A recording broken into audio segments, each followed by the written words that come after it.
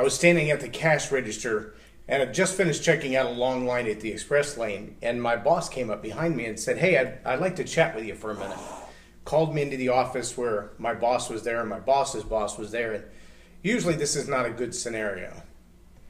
But my boss looked at me and kind of grinned, and then looked at their boss and kind of grinned and said, "You know, we don't get a lot of part-timers who are as strong at their position as you are. And we find that you kind of take the lead naturally when we need faster checkers or we need more people on the line or whatever. And I think you'd be a great supervisor for this shift. We'd like you to talk about not just being the supervisor, but kind of being the night manager.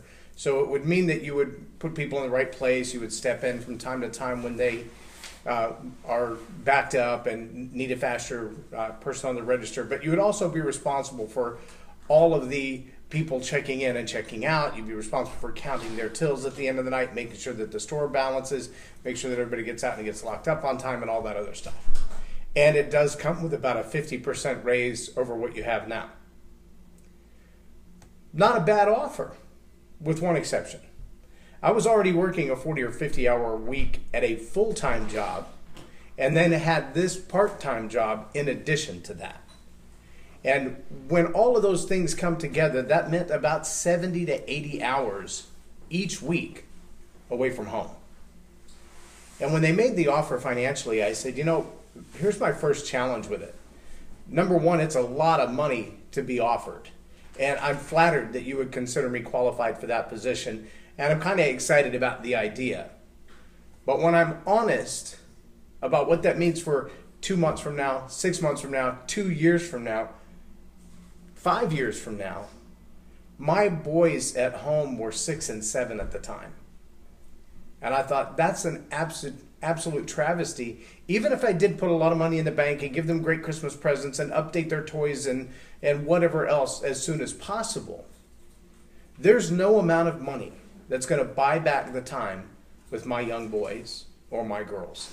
And there's no amount of money that you could put in my pocket right now that's going to pay for rehab, that's going to pay to get them out of jail, that's going to pay for attorney's fees.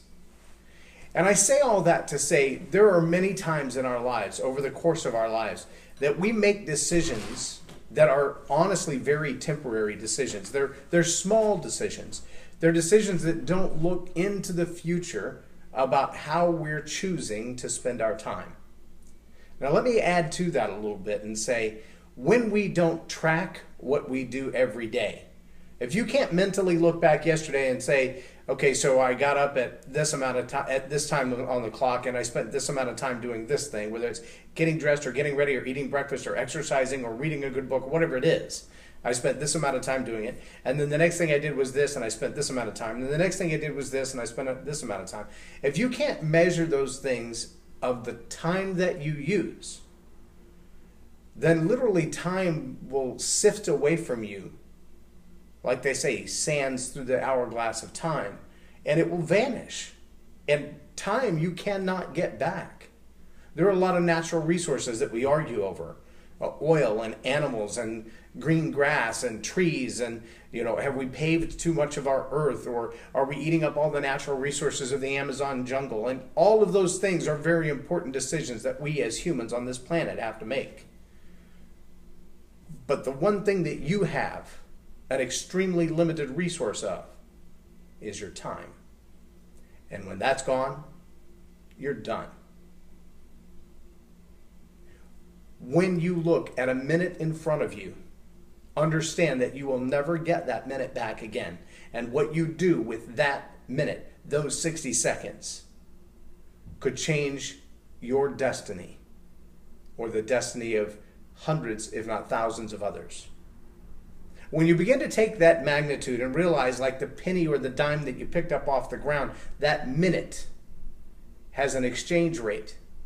And it's worth more right now. The minute in front of you is worth more right now than it will ever be again. It has an immediate diminishing return. When that minute is half over, it's not even worth what half of it was before. When that minute is almost completely over, it's pretty much worth nothing. But the minute it's gone, that second hand crosses that top mark again, that minute is useless unless it was invested wisely. Am I bringing that focus in clear enough for you? It's not about how you spend your years. It's not even about how you spend your months or your weeks or your days or your 8-hour job. It's how you spend your minute. Those minutes stack up. Those minutes stack up really fast. You don't think that's true? Get in traffic sometime. And on your way to wherever, watch your watch. Oh my, 7 minutes have passed already. We haven't moved at all. 9 minutes have passed and we haven't moved at all. 11 minutes have passed and we haven't moved at all. And now you're starting to stress. And you realize I only gave myself 15 minutes to get to work. And 11 of those minutes have gone with me sitting right here. And that's time I'll never get back. And I'm going to be late. And I'm going to miss that meeting. We had a football game last night. It was an hour away from home. I knew it was an hour away from home. I knew the traffic was pretty light in the direction that I was going, and that if I left at 5:30 when I got off work, that I would get there by 6:30. The game started at 7. Perfect. But nobody bothered to advise us parents that if they got there and they had the opportunity, they would start the game early. And it's just a matter of minutes, but I stopped along the way because I ride a motorcycle. I stopped along the way to grab a drink. Well, you can't drink and drive a motorcycle at the same time. It's a little unsafe. So I stopped. I took a minute to get a drink. And instead of getting there at 6:30, I got there at like 6:40. Not a big deal. The game starts at 7, right? No. They started the game at 6:30. So as I pulled up, there's my wife standing outside the gate because I had the cash to get in and watching the game from behind the stands, and it's already in the second quarter. That's not what we planned. That's not what we intended. Someone kind of robbed us of those first 2 quarters of a football game. That's not what we expected. But I can't get that time back that I stopped to fill up my tank or grab a drink. That time is forever gone. I want you to understand when you sit at your desk and you search Facebook, or you search for a new job, or you twiddle away the time, killing time, and not being productive on your job. Not only are you risking your job, but you're not putting anything towards your future that's going to pay off. Now, I'm guessing if you're the kind of person who's up at 6:15 in the morning watching this video, the odds are you're the kind of person who is already productive in your time. But let me ask you about your talent. You know, we own a DJ business as well. And one of the things that we've done in that DJ business for the last decade are karaoke events. And by that I mean we plug in the music, the words go up on the screen, people grab the microphone and they sing along with the words on the screen to the soundtrack of the original song, or something very close to it. And I can't tell you the number of times that someone would step up and grab the microphone and begin to sing, and you think, who told them they could sing? They have no talent for this. And yet when you look down the list, their name is on the list to sing like 17 times. And 3 of those times, it's the same song. It's like, you know you're not good. You just want to keep practicing it and make all the rest of us listen. But then from time to time, there would be this one who would sign up on the list kind of sheepishly. Just once, just one song. But having done karaoke for over a decade and being a bit of a vocalist myself, I would see the song that they requested and realize that's a hard song to sing. That's a hard song to sing along with if the radio's on and the other person's singing with you. But to take on that song with nothing but a background track, oh, you better be good or you're going to look real bad. And they would come up and grab the mic and the song would start and they would knock it out of the park. Angelic voices, beautiful tenors. And they get to the end of the song and they're like, wow, you must be a professional. And they're like, no, I'm an accountant. Oh, you love being an accountant? No, I hate it. Seems you got a talent for singing. Why are you accounting? Well, they told me when I was in high school that I was good with numbers and I would make more money. And so this talent that they have, very much like the minutes that you have, you only get so much of. and you only get so much time to use them, and then they're gone. And like minutes, when your talent is gone, you don't get it back. Now, there are some talents that are buried for a while. There are some talents that by divine intervention are subdued because the character doesn't match the talent. The discipline hasn't been put in. The hard work to prepare that talent to shine hasn't been done. And so that talent will wait in obscurity until it's time to explode on the scene. That's a different story. And if that's you, I challenge you, keep doing the hard work of preparing your talent for its big debut. Don't try to rush that debut. It's great that you have a good voice. It's great that you can do things with your physical body like a gymnast or a weightlifter or a football player that no one else can do. It's great that you have a mind for business, a talent like nobody else. But if it's not time and you try to push it, it's like stretching that taffy too far. Once it breaks, you may not get it back together the same way again. If you stretch your talent beyond its ability, you may get the Rising Star Award, but then you got nothing to fall back on. Take the time to develop that talent. Invest in your talent. If you have a great voice, a great singing voice, get voice lessons. Why? Because talent is never enough. Ask John Maxwell. It's one of his books. Talent is never enough. Talent alone will not do it. Talent might get you through the door, but it's character that keeps you there. Talent might get you the job, but it's character that increases the job. Talent may get you noticed, get you on the stage, get you in front of people, get you ticket sales. But none of those mean you know how to run the business of entertaining. Lots and lots of people have failed at that.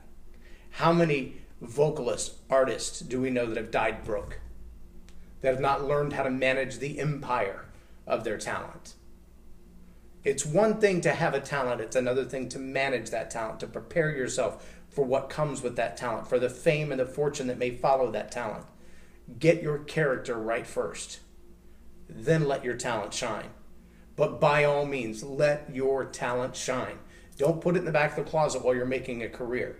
Don't rob your family and yourself of what you were made to do by chasing money instead of chasing who you were made to be. So you got your time, you got your talent. Next, I want to talk about your treasure. We're in an economy right now that has seen major rises and falls. We have a stock market that crashed in 2008, 2009. And for anybody that had 401k in 2008, 2009, saw the value of it pretty much wiped out. Now, if you were one of those who had enough value in your 401k and enough longevity, meaning you had another 10 or 15 years for it to recover, we have now reached a point where if you lost it all, what little you had left has reinvested itself. And by about 2015, 2016, that 2008, 2009 almost broke stock market, almost empty 401k has pretty much recovered. But if you're one of those where the margin of your 401k was small enough at that time, it just got wiped out to zero. 0 times anything is 0. And there were a lot of people who got completely wiped out. There were a lot of people who lost 50 and 60% of their net worth in the housing bubble of 2008, 2009. That's not the treasure I want to talk about, though. I want to talk about the treasure of your reputation. You know, there's an old saying, and the first few times I heard it, it just made me mad. It was like fingernails on a chalkboard to me. Made the hair on the back of my neck stand up. Here's the saying. It's not what you know. It's who you know that matters. For a long time, I thought, that's just the stupidest thing ever. If I know how to do the job, if I know how to get the right answer, if I know where to find the right answer, I should get the promotion. I should be getting the big paycheck, not somebody else. But the truth of the matter is we're humans, and as humans, we tend to deal with people that we know, like, and trust. Know, like, and trust. That's reputation. And it's not what you know, it's who you know. And more than that, it's who knows you. And how do they know you? A better reputation should be sought rather than silver and gold, rather than hard assets. more important than your house or your car or your bank account is your reputation. I firmly believe that. The treasure that is your character, your personality, your integrity, your good name, that will last longer. If all the money comes and goes and your reputation is intact, you're better for it. Trust me. And it's better to leave a good name for your children than to leave a stack of money that they burn through and find themselves drug addicted or locked up somewhere. Both have happened. There are many people who left this earth with a great name for their family legacy and not a whole lot of money. But that legacy has been built upon, that name has been built upon, and money has come as a result of it. But if you destroy your name, to the point that people have to change their name to not be recognized in your family, that they'll marry anyone to have a different name and try to separate themselves from you. But you know, in our world of politics, in our world of super celebrities, in our world of social media, it's only a few clicks, a few keystrokes, a few minutes of research to find anything you've ever said or done. In the political cycle that we're in right now, there are conversations that were had, inappropriate ones without any question, but conversations that were had a decade ago, that are now a deciding factor for some people in the political cycle. There are relationships, interworking relationships, people who had jobs and roles and positions at different times over the last 30 years that are being called out of the woodwork in the form of deciding one candidate over another, reputation, history, affiliations, how they've done business in the past. Let me tell you something. No amount of money undoes a bad reputation. Now, there are companies out there called reputation management, and they can fix what's on social media and blah, blah, blah. But if your reputation is based on the integrity of your character and the integrity of your character is horrible, no amount of reputation management can fix that. Imagine yourself as the hiring boss. I not too long ago read a social media post from a young lady, and on her social media post, she said, in a less delicate way, my boss just passed gas and it really stinks. Using the less delicate manner, that individual told the whole world, 5 billion people on Facebook or so, that their boss just passed gas. Now, is it relevant? Does it matter to anybody? Who cares? Maybe some people thought it was funny, especially her little circle of friends probably thought it was funny, et cetera, et cetera. But let me ask you this question. If you know that young lady and you show up at work, will you have a different view of her boss? If you are the boss and you find out about it because somebody that works with or for you tells you about it, will you have a different view of that young lady? If you're a hiring manager and you start scrolling through this person's social media feeds and find that post about the lack of respect or dignity or character for their boss, do you want that person working for you? I would have to second guess that. Most military and large organizations have what they call an anti-fraternization policy. And anti-fraternization is really a matter of saying those who are in charge are not to have intimate relationships with those who are the workers, if you will. So the CEOs and C-levels should maintain a different level of integrity and a modicum of respect and privacy, secrecy, if you will, for the things that they know and have access to, from those who show up to work and do an 8-hour job and go home and couldn't care less about the company and its long term. They're just concerned about their job. Now, that's not a derogatory thing. Anti-fraternization policies in the military have saved lives. Why? Well, because the whole nature of espionage is about getting close to someone who would have secrets so that you can get those secrets. And the world is filled, the history books are filled with people who have snuck into a relationship to gain information that they otherwise should not have had access to. But through the nature of an intimate relationship, they've been able to gain access and get that information. That concept is about reputation management. That concept is about the secrets that we hold. In the last 5 years, we've had 2 different people who were hired as independent contractors for our country's deepest, darkest secrets. Information gathering, information collection, intelligence ramifications from decades and for all over the world. And those contractors have, because of their job and their security clearances, made their way into the deep, dark tunnels of the information that we hold dear and then revealed it to the world. Now, there are some things that I know about my wife because we've been married over 20 years. We spend a lot of time together. We spend a lot of time alone together. There are things that I know that no one else in the world knows about my wife. And it would not only be disrespectful and dishonoring, but it could be potentially reputationally, permanently damaging to say those things that I was told in confidence, to share those things that I know privately in front of the whole world.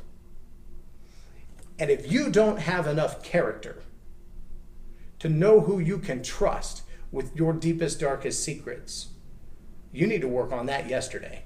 You need to get busy on that now. You need to be a person of integrity who knows how to hold private information private. You need to be a person who's not a gossip running around telling everybody every private piece of information that you have, every new secret that comes down the pike. Because when you do that, you damage your own character, you damage your own reputation, and no one will trust you. And if you can't be trusted, you can't be promoted. So we've talked about your time, we've talked about your talent, we've talked about your treasure, which is both your money and your reputation. Let's talk about your attention. Attention is a unique resource because we don't think about it very often. And what I mean by we don't think about it is we don't realize how intentional we have to be to accomplish the things that we want to accomplish. Do you know that hard work doesn't happen by accident? I mean, some people have a trained skill in them. They've learned a legacy of hard work and work ethic. That whatever they do, they put their hand to it and they just stay at it until it's done and it's done right. And if it's not done right, they'll do it again. Other people kind of have that laissez-faire type of an attitude. Well, that's good enough for government work. That's close enough for me. It is what it is. And that complacency has already set in to the way they do their work. Well, part of that has to do not with their time, talent, and treasure, but with the attention to detail. It only takes a little bit of diligence to push things over the edge. A little bit of diligence is the difference between I put the tire on with all 5 lug nuts or I put the tire on with 4 lug nuts and one of them broke off and now the post is broken. Yes, this has happened. We had a tire changed. The guy didn't tighten all the lug nuts down. They wobbled off, broke off 2 of the posts. One of them got stuck in the rotor and it cost about $400 to fix a single loose lug nut. A lazy tire guy cost me $400 after he fixed my tire. That's not good, but it was just about attention. Because while he was tightening my lug nuts, he was also texting his girlfriend. And he would tighten a lug nut and then pick up his phone and then tighten a lug nut and pick up his phone. And apparently somewhere along the way, he just lost his attention. Now, what if my wife had been driving that vehicle at the time that lug nut come off instead of me noticing it in a parking lot? I may not have lost $400 in expenses in repairing the front end of my truck. I may have lost my wife. How many people do you know who have been injured or killed in accidents because someone is texting and driving and not paying any attention? We get so wrapped up in our own minds that we forget little details. Like I saw someone, no exaggeration, stopped at the red light with the car seat on the roof. Yes, at the red light with the car seat on the roof. I can't imagine what was going through your head when you left the car seat on the roof. But you're pretty distracted. There's something going on in your head where the attention to the details and the priorities that matter to you are not being addressed. That's a big deal. I want to ask you about your level of attention to detail at work, your level of attention to detail in your relationships. Are you present when you're present? Is your intention and your focus on the people in front of you, or are you paying attention to something else? Is your mind wandering? We've all talked about it. We all laugh about it. We all mock it, but it still happens. Go to a restaurant. Watch a family come in and sit down. Perhaps it's a Mexican diner and they have the chips and the salsa that come to the table. And you'll see this. After the water glasses arrive, after the chips and salsa arrive, people will move their salsa right in front of them, put the chips within reach, and then pull out their cell phones, and they will and not pay any attention to the other people at the table around them. How do you build relationships like that? How do you get to know one another like that?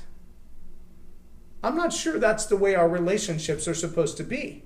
But when we don't pay attention to one another, maybe you've had this spouse or at least watched someone else, when one spouse is talking, the other's like, yeah, okay, yeah, click, right, yeah, oh, yeah, wow, okay, yeah.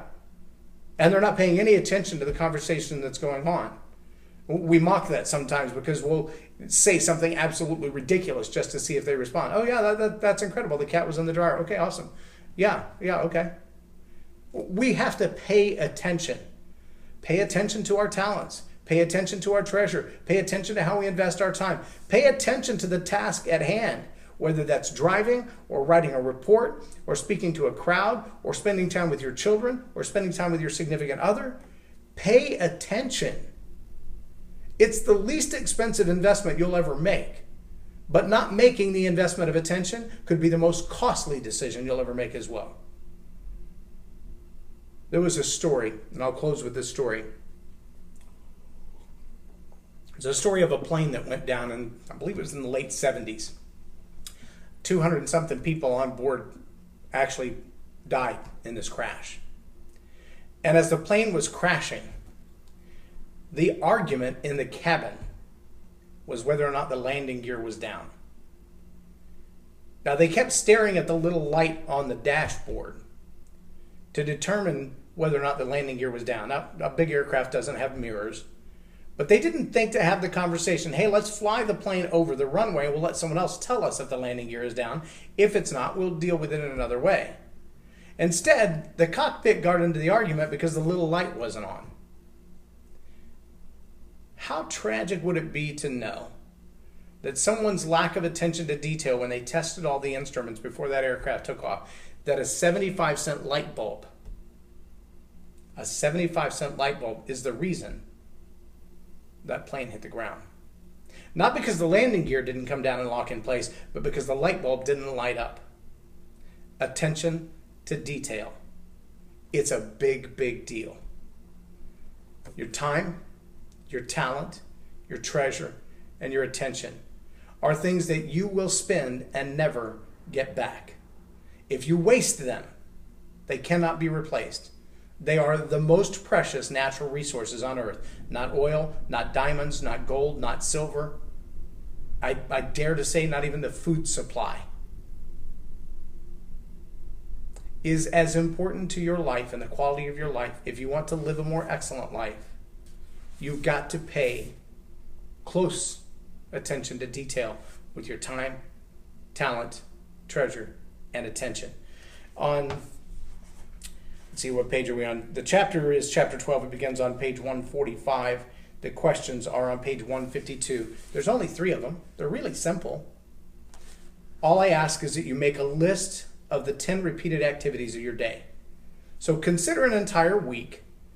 Monday, Tuesday, Wednesday, Thursday, Friday. What are the things that you did? The 10 things that you repeated all 5 days. Just make a list of those. That's all I'm asking you to do. Just the things that you repeated. I got coffee. I went to work. I had a cup of coffee at work. I ate breakfast at my desk. I worked on this report, or I did this, or I did that. Do you have a category for your days to break that down and look at the details that you do? Look at the actual tasks that you accomplish. Do you measure those? Would 30 seconds of social media, I just need to check my email real quick, turns into an hour and a half of playing on social media or playing video games on your phone or on your computer? Does that happen to you? Does a long coffee break? I just need to run down and grab a cup of coffee. I'll be right back. You run into somebody you know, 25 minutes later, you're not back at your desk yet. You missed the next meeting, or you're late for your meeting, or you're not prepared for your meeting, or you show up to the meeting and all the papers you need are on your desk. Does that ever happen to you? I know it's happened to me. I let things slip my attention from time to time. I intentionally focus on not doing that anymore. It was a habit for a long time. Is that a habit in your life? When you make a list of the things that you do on a repeated basis, you're going to begin to see time gaps. When you look at a task or a project and you don't measure that, you can't manage it. You can only manage what you measure. If there's a certain group of tasks that you do on a regular basis, I was talking with someone the other day and they said, for the course of today, I processed return mail. And I said, well, how many did you process? They said 67. I said, so it takes about 9 minutes a piece to process them. That seems like a long time to process a piece of return mail. So then I asked, what goes into processing a piece of return mail? How many tasks are involved in that process? And as we broke it down, what it really comes down to is there were some other distractions and other interruptions. And over the course of the day, they really spent somewhere between 3 and 6 minutes processing each piece of return mail. Well, that's a big difference. 3 to 6 minutes versus 8 minutes. Because if you can do 20 in an hour versus 5 in an hour, that's a big difference. And over the course of a day, that difference is, were you productive or did you kill a lot of time? And those are the kinds of things when managers come back at the end of the year and ask the question, is this a productive employee? Do they need a raise or do they need another job? Those details matter. If you will take the time to make a list of the 10 things you do every day, whether it's at work or at home or both, are you productive or are you not productive? How much time do you waste in a day? This may not be for anybody but you. You may not want anybody to know, when you break it down for real, how much time you spent. Now, part of my job includes curating articles for social media, meaning I have to go out and find information that we want to share on our social media, both to bring knowledge and awareness of our presence and knowledge and awareness of the issue that the article is about. It looks like I'm playing, because if you were to simply look at my computer, how much time did he spend doing what? I spent about 5.5 hours of my day yesterday curating articles for the next 3 weeks. The next 3 weeks means 3 to 5 posts a day. So that's 15 articles for a week's time, or 16 articles for 1 week's time that I have to read through, make sure there's nothing untoward, make sure there's nothing inappropriate, make sure that it's not driving back to a link that's broken, and then build a social media campaign around it so that it hits all 60 of our Facebook pages and our Twitter and our LinkedIn. And that's one role of my job, just one task. But that task can be very time consuming. So 1 day a week, I'll commit 5 or 6 hours to that one task. And it gets daunting. Your eyes start to glaze over. You start rolling back in your head. There's so much information in my head now from all those articles that I read. But because I know that I can do all that in 1 day, I don't have to commit 5 days to it. I don't have to stop everything that I'm doing and go into research mode for an hour and a half each day. I can do it all in 1 day and knock it out. Now, I won't have to do that again for 2 weeks because I like to stay a few weeks ahead. I will have to go back again in a week or two and do 3 more weeks so that I'm still ahead and getting closer to the end of the year. Because there's going to be some time come February that I don't have any time to do it, and I've got to have from the beginning of January through the end of February already done and planned, or I'm going to be way behind again. If you will manage the things that you do every day, your days will take care of themselves. I heard a multi-billionaire say one time, if you manage your pennies, you won't have to ask the dollars what they're doing. When your pennies know what they're doing, the dollars have to follow suit. Now, I want you to consider the source. You've made this list of 10 things that you do every day repeatedly. You've got a fairly good idea how much time you spend doing them and what those 10 things are that you do every day. Now I want you to look at those things and on a scale of 1 to 10, in order of 1 to 10, I want you to rank them, number 1 being the most important priority. The one thing that you can't not do. It took me 5 minutes to clock into the time clock today. That's pretty important. You absolutely have to do that. That's 1. I had to drive to work. Yeah, that goes right up there. It's like 1.5, right? But on a scale of 1 to 10, put the things that you do every day in priority so that you can look at those 10 things and realize the Pareto principle probably applies. And by that I mean 20% of the things you do generate 80% of your productivity, and 80% of the things you do waste your time. They really do. The results of your life are usually wasted in 80% of the things you do. 20% of the things you do are the most important things you do. It's just the way it always works out. 80% of the people in your organization are sucking energy out of it. 20% are pushing the ball forward. It's a big difference, but it's just reality in all the stats that we see. On a blank sheet of paper, or if you have the book, on the blank page next to it, I want you to repeat this process. So what we've started, those 10 that you're listing now, are about how you use your time. Next, I want to ask you the question, what are the 10 things that I do to develop my talent? What are the 10 things that I do to protect my treasure? Money, reputation. And then how do I develop my attention? Do I do brain games? Do I do things that when my mind might be idle, I am training it to do something better rather than just wasting time? Now, we all need downtime. We need rest. We should have directed rest. I challenge you to just Google directed rest as a quoted phrase, directed rest. And you'll probably find a direct relationship to Dr. Caroline Leaf. She has a process that allows your brain to completely disengage from everything and completely shut itself down in an isolated way that it will gain rest and begin to heal the body in miraculous, unbelievable ways. Directed rest, Caroline Leaf. I believe it's just a video that she's done on her television show. I've read a little bit about it. I've watched the video a couple of times. It takes some practice, but it's well worth it. If you don't have the book yet, Live a More Excellent Life, you can find it on Amazon.com. So I challenge you to go get that. If you would like the video or the audio series, How to Develop a Vision, the Insuperable Vision Workshop, those are $59. If you'll private message me, I'll send you a link to buy one, and then we'll get one in the mail to you. So How to Develop an Insuperable Vision, the Insuperable Vision Workshop. It's a 2 CDs, 2 hours of training. And I'm telling you, it will change the way you see the world. It'll change your life. It really, really will. Send me a private message if you'd like to have that. I'll make sure that you get it. I am J Loren Norris. You've been watching Tell It Like It Is TV. Have a blessed day.